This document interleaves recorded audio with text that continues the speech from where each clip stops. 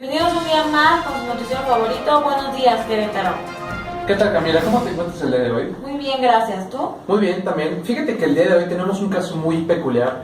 Se trata de un joven americano, empresario, socio, efectivamente, de la empresa Global Eco, la cual se dedica a asesorías médicas, asesoramiento y también está ahí seguros, investigación, todo ese tipo de cosas.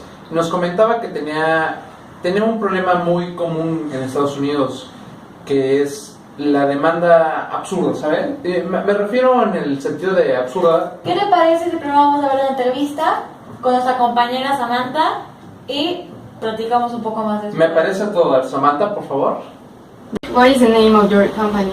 Well, I have several companies, but I'll give you the name of the largest one that we have, which is called Global Medicum. And what do you do in your company? Well, Global Medicum is a corporate umbrella for several smaller companies that primarily deal with healthcare facilitation, insurance, and research. Our main objective, or we started with stem cell therapy, providing information from hospitals, research facilities, and patients, allowing them to collaborate and receive services globally based on their requirements for stem cell acquisition. Okay, and why do you decide to open it? That's a good question. Actually, I didn't decide.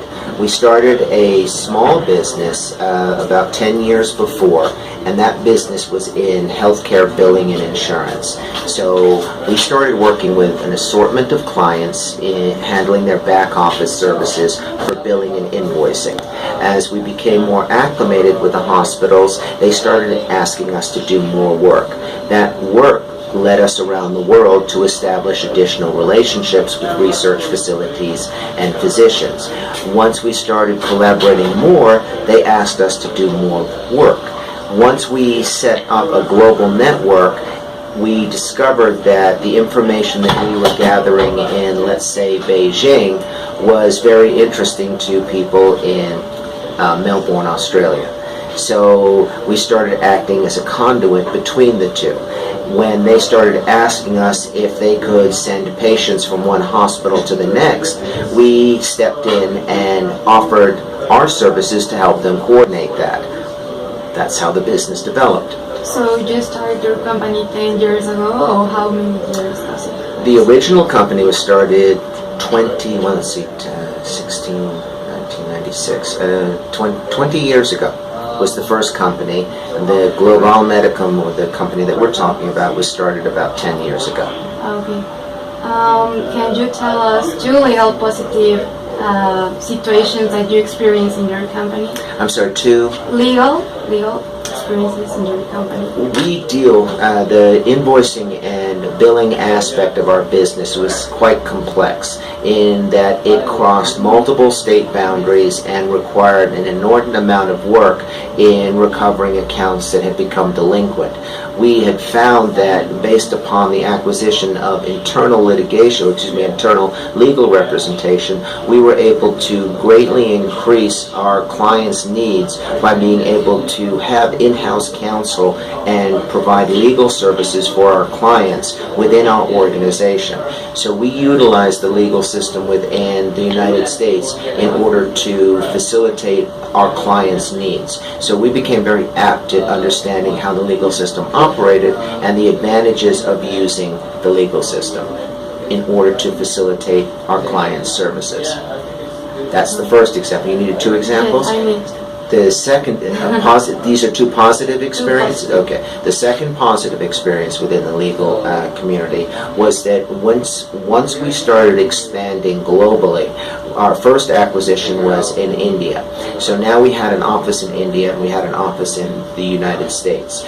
The laws in both countries, despite India being a parliamentary system based on British law, was still quite complex in comparison to facilitating the work between the two countries. Mm-hmm. We were able to develop a relationship with a law firm that handled international corporate responsibilities. What we were able to discover utilizing that law firm that specialized in international communication was that there were substantial tax advantages for us as well. So by securing a relationship with an international law firm, we not only benefited from the legal representation, but we also started handling all of our global financial responsibilities, and we were able to greatly reduce our tax liability based on being able to move money from country to country. We now have offices in four different countries, and we're able to utilize to our advantage all of the tax code loopholes. Okay, so that's very positive. It's very positive, very positive. Also, can you give us one negative legal experience that happened in your company? Absolutely. Unfortunately, it happens on a regular basis. Litigation is very costly and it takes a lot of time. Unfortunately, you have a large number of law firms that don't do things the right way. Yes. And it's true. And so when we have had numerous suits filed against our organizations. Unfortunately, we live in the United States, a very litigious country. So you look at someone wrong and they're going to file a suit, especially under this commission basis, where it's just less expensive to pay money to make it go away, even if you're right, to stop, because the cost of pursuing it is just so disadvantaged. There's such a disadvantage.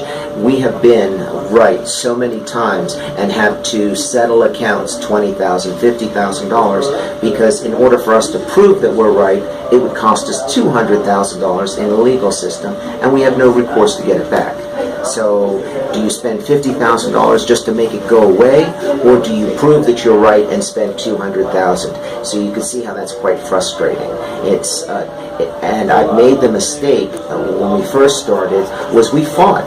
We said, no, we're right, we're going to fight this in the legal system, and we won, yay! And it's cost us $200,000. So the next time it happened, you have to step back and say, oh, you know what, let's just make it go away. We're right, but it's cheaper to pay the $50,000 to make it go away than fighting it and spending $200,000, and all we get out of that is the satisfaction of knowing that we were right.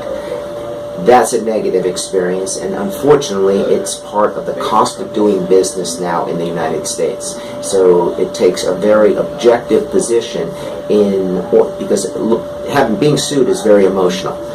And so from a negative aspect, it's a very hurtful experience, and then the results when the legal system doesn't work for you it's very saddening. So what do you think that could be made different in order to don't have like so many lawsuits? The simple answer to that, we've had this conversation many times, is to hold the attorneys accountable for filing frivolous claims, and hold the attorneys accountable if, for example, we would fight much more often if at the end of the day they said, you're right, they should never have sued you, and we spent $200,000 in legal fees, that the attorney who filed the complaint and the person who filed the complaint had to reimburse us for our legal fees. You would find, and we know this for a fact, that if that was the case, the majority of the complaints against us would never be filed, because they're frivolous in nature. People just file them to get that quick payout. If they were held accountable for filing those complaints, then they wouldn't file them. Okay, so that's all the questions. Okay. Thank you. You're welcome. My pleasure. ¿Qué te pareció la entrevista? Fíjate que a mí en lo personal me parece que es un tema absurdo, bueno, no un tema absurdo, sino la manera de hacer las cosas me parece que es absurda, porque es una demanda que no tiene razón de ser, ¿sabes? O sea, fue demandado por una situación muy absurda, como, ay, es que me veo mal, oye, es que, sí, no, como de aprovechamiento, como de sacar algún beneficio sin necesidad de, ¿no? O sea, sin haberlo ameritado. Digo, es muy bien sabido que en Estados Unidos suceden este tipo de cosas, que por decir, ¿cómo? Ajá, o sea, es por decir que que la persona recibió una mala atención o recibió un maltrato y te dices, ¿sabes qué? Vamos a demandar. Y esto fue lo que pasó con él. Yo considero que no es justo, considero que es absurdo. Claro, pero Sí. desde mi opinión, exactamente lo mismo. Se me hace algo innecesario porque es mejor que proceda a darle Al demandante, ¿no? al demandante, dejar, Sí, dejar claro. que pase.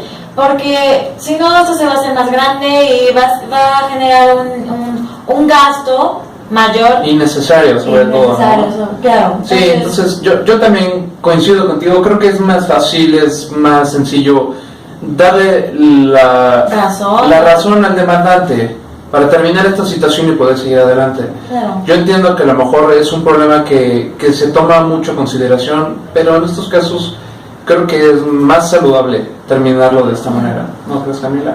Sí, me parece. Pues bueno, agradecemos mucho que nos hayan visto el día de hoy aquí con Camila, y Alonso en el noticiero. buenos días. Muchas gracias, hasta la próxima. Hasta la próxima.